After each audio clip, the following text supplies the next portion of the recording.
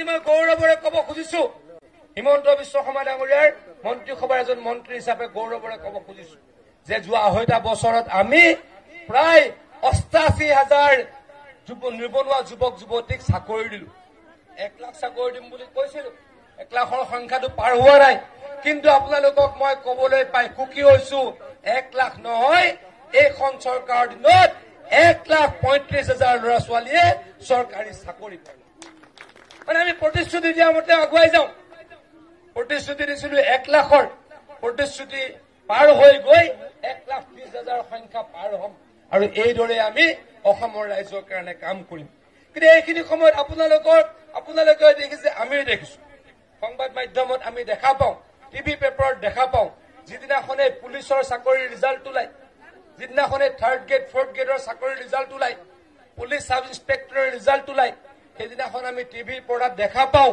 আপোনালোকে বাতৰি সাংবাদিকসকলে বাতৰি কৰে যে যিসকল ব্যক্তিৰ ঘৰত বহিবলৈ আনকি চকী নাই যাৰ ভালকৈ এটা ঘৰ নাই তেওঁলোকৰ ঘৰত দুজনে চাকৰি পায় সাব ইন্সপেক্টৰৰ চাকৰি পায় আৰু মেক্সিমাম বেছি সংখ্যক গাঁৱৰ ল'ৰাই চাকৰি পায় কিন্তু গাঁৱৰ ল'ৰা মেধা সম্পন্ন ল'ৰা আৰু দুখীয়া ঘৰৰ ল'ৰাই চাকৰি পায় এই কামটো কিয় হৈছে দুৰ্নীতিমুক্ত ব্যৱস্থাত আমি কৰিবলৈকে সক্ষম হৈছো সেইকাৰণে এই কামটো আমি কৰিব পাৰিছো কংগ্ৰেছ চৰকাৰ দিনত কি আছিলে কংগ্ৰেছ চৰকাৰ দিনত বিশ্বনাথৰ গাঁৱৰ মানুহে চাকৰি নাপায় বিশ্বনাথ চাৰিআলিৰ হয়তো দুজনে চাকৰি পাইছিল তেজপুৰ টাউনৰ মানুহে চাকৰি পাইছিল গুৱাহাটী চিটিৰ মানুহে চাকৰি পাইছিল মূলতঃ টাউনৰ ধনী মানুহৰ ঘৰৰ ল'ৰাই চাকৰি পাইছিল সেইখিনি সময়ত চাকৰি পোৱা মানে কি যে মাক দেউতাকে ভাল চাকৰি কৰিব লাগিব মাক দেউতাকে ভাল ব্যৱসায় কৰিব লাগিব ঘৰটো বিল্ডিং হ'ব লাগিব 3 মহলীয়া 2 মহলীয়া ঘৰৰ আগত 3খন গাড়ী থাকিব লাগিব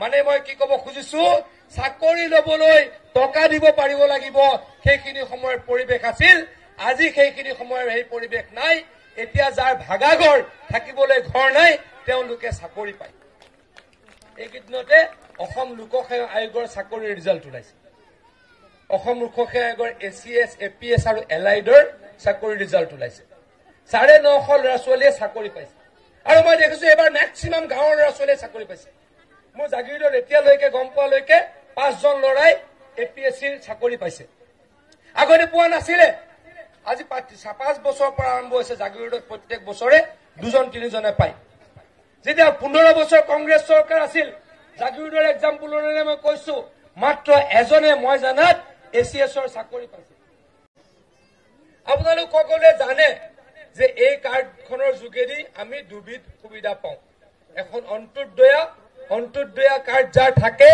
তেওঁলোকৰ পৰিয়ালে মাহত 35 কেজিকৈ চাউল পায় আৰু দ্বিতীয়টো পৰ্যায়ত আপোনালোকে কি পায় গাই প্ৰতি 5 কেজিকৈ চাউল বিনামূলীয়াকৈ পায় কাৰোবাৰ ঘৰত যদি 5 জন মানুহৰ পৰিয়াল তেখেতলোকে 25 কেজিকৈ পাব কাৰোবাৰ ঘৰত যদি 8 জন মানুহৰ পৰিয়াল তেওঁলোকে 40 কেজিকৈ পাব এইদৰে ভাৰতীয় মানুহ যাতে পুষ্টিহীনতাত ভুগিব নালাগে মানুহে যাতে সুস্থ সবল হৈ কাম কৰিব পাৰে ল'ৰা ছোৱালীয়ে পঢ়া শুনা কৰিব পাৰে তাৰ কাৰণে আমাৰ চৰকাৰে এই ব্যৱস্থা কৰিছে সদায় ৰাইজ এই ব্যৱস্থাৰ যোগেদি আমি আৰু কি কৰিছিলো কোভিড মহামাৰীৰ সময়ত আপোনালোকৰ হয়তো মনত আছে কোভিড মহামাৰীয়ে সমগ্ৰ পৃথিৱীখনক কুঙা কৰি পেলাইছিলে মানুহে কাম কৰিব নোৱাৰা হৈ গৈছিলে সেই কথা উপলব্ধি কৰি নৰেন্দ্ৰ মোদী ডাঙৰীয়াই কি কৰিলে যে আমাৰ দেশত যিসকল মানুহে এই বিনামূলীয়া চাউল পায় তেওঁলোকক অতিৰিক্ত মাহত আৰু 5 কেজিকৈ চাউল মুঠৰ ওপৰত প্ৰায় 1.5 বছৰ 10 কেজিকৈ চাউল গাই প্ৰতি দিয়াৰ ব্যৱস্থা কৰা হৈছিল আৰু এই আঁচনিৰ যোগেদি ভাৰতবৰ্ষত আমি 80 কোটি মানুহক সহায় কৰিবলৈ সক্ষম হৈছো কিন্তু সেইখিনি সময়তে এটা কথা আমি উপলব্ধি কৰিছিলো নৰেন্দ্ৰ মোদী ডাঙৰীয়াই এটা কথা উপলব্ধি কৰিছিল যে সেইখিনি সময়ত মানুহে লকডাউনৰ কাম কৰিব নোৱাৰা হ'ল আৰু অসমৰ মানুহ গৈ পেলাই কোনোবা দক্ষিণাত্যত থাকে কোনোবা গুজৰাটত থাকে কোনোবা বিহাৰৰ পৰা মানুহ আহিও অসমত থাকে সেইখিনি সময়ত কি এটা উপলব্ধি হৈছিলে যে ৰেচন কাৰ্ডখন অসমৰ ৰেচন কাৰ্ডখন বেংগালুৰুত ব্যৱহাৰ নহয় বিহাৰৰ ৰেচন কাৰ্ডখন অসমত ব্যৱহাৰ নহয় গতিকে মানুহ অসুবিধাত পৰিছিল মানুহ বিপদত পৰিছিল মানুহে যাতে ভৱিষ্যতে বিপদত নপৰে সেইকাৰণে নৰেন্দ্ৰ মোদী ডাঙৰীয়াই এইবাৰ কি কৰিলে one nation one ration card মানে এখন ৰেচন কাৰ্ডে গোটেই ভাৰতবৰ্ষতে এই সুবিধা লাভ কৰাৰ সহায় কৰি দিলে। এইদৰে নৰেন্দ্ৰ মোদী ডাঙৰীয়াই বিভিন্ন কাম কৰিছে। নৰেন্দ্ৰ মোদী ডাঙৰীয়াই ৰাইজক সহায় কৰিছে। এই কাৰ্ডখন যে আপোনালোকে আজি পাব, এই কাৰ্ডখন পোৱাৰ লগে লগে আপোনালোকে আৰু কেইবাটাও সুবিধা লাভ কৰিব। এই সুবিধা কেইটা কি কি? যোনে এই কাৰ্ডখন পাব আৰু যাৰ উজ্বলা আঁচনিৰ গেছ এতিয়ালৈকে নাই তেওঁলোকে উজ্বলা আঁচনিৰ গেছ পাবলৈকে সক্ষম হ'ব। উজ্বলা আঁচনিৰ গেছ পোৱাৰ পাছত আপোনালোকে বজাৰৰ মূল্যতকৈ 300 টকা কম দামত গেছ কিনিবলৈকে সক্ষম হ'ব। আজিৰ পৰা 7 বছৰ আগত 8 বছৰৰ আগত কোনোবাই ভাবিছিল নেকি যে অসমত 24খন মেডিকেল কলেজ হ'ব? কংগ্ৰেছ চৰকাৰৰ দিনত অসমত মেডিকেল কলেজ আছিলে 6খন। কংগ্ৰেছে দেশখন চলাইছিলে, অসমখন চলাইছিলে 60 বছৰ। তেওঁলোকে মেডিকেল কলেজ বনালে কেইখন? 6খন। আমি মাত্ৰ 7.5 বছৰ শাসন কৰিলো, এতিয়ালৈকে 18খন মেডিকেল কলেজ অসমত বনাবলৈকে সক্ষম হৈছে। এই ধেমাজিৰ মানুহ লখিমপুৰলৈ আহে, মোৰ জিলাৰ মৰিগাঁৱৰ মানুহ গুৱাহাটীলৈকে যায়। এইটো অলপ দিনৰ পাছত মোৰ মৰিগাঁও জিলাৰ মানুহ, আমাৰ মৰিগাঁও জিলাৰ মানুহ গুৱাহাটী মেডিকেল কলেজলৈ যাব নালাগে, তাতো মেডিকেল কলেজ হৈ গ'ল। নগাঁৱত মেডিকেল কলেজ হৈ গ'ল। ধেমাজিত মেডিকেল কলেজৰ কাম চলি আছে। তিনচুকীয়াত মেডিকেল কলেজৰ কাম চলি আছে।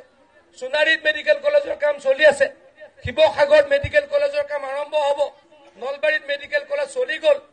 কোকৰাঝাৰত মেডিকেল কলেজ চলি গ'ল। ধুবুৰীত মেডিকেল কলেজ চলি গ'ল।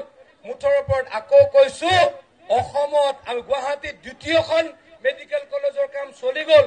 মুঠৰ ওপৰত 18খন medical college doctor Himanta Biswa Sarma ডাঙৰীয়াই মাত্ৰ 7.5 বছৰত বনাবলৈকে সক্ষম হৈছে।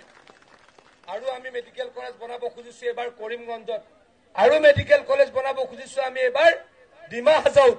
মুঠৰ ওপৰত আমি প্ৰত্যেকখন জিলাত, তামোলপুৰতো হ'ল, প্ৰত্যেকখন জিলাত আমি একোখনকৈ মেডিকেল কলেজ বনাই মানুহক সহায় কৰিবলৈকে প্ৰয়াস কৰিম। আজিৰ পৰা 2.5 বছৰ আগলৈকে অসমত বছৰত 726 জন ডক্টৰ ওলাইছিলে পঢ়ি। 726 জন ডক্টৰেৰে 40% ডক্টৰে চৰকাৰী বিভাগত জইন নকৰে, কোনোবাই প্ৰাইভেটত গুচি যায়, কোনোবা বাহিৰলৈ গুচি যায়। মানে আমি ডক্টৰৰ জোৰা মাৰিব নোৱাৰিছিলো। কিন্তু এইখন অসমতে এতিয়া বছৰত 1300 ডক্টৰ উলিয়াব পৰা হলো, আৰু 5 বছৰৰ ভিতৰত 2500 ডক্টৰ আমি উলিয়াব পৰা হ'ম। আৰু লগতে আমাৰ গুৱাহাটীৰ চাংচাৰীত মোদী ডাঙৰীয়াই এইমছ বনাইছে, তাতো মেডিকেল কলেজৰ কাম পূৰ্ণ গতিত চলি আছে আৰু ট্ৰিটমেণ্টটো লাভ কৰি আছে। এইদৰে আমি ৰাইজৰ কাৰণে কাম কৰিছো, এইদৰে অসমৰ ৰাইজৰ কাৰণে কাম কৰিছো।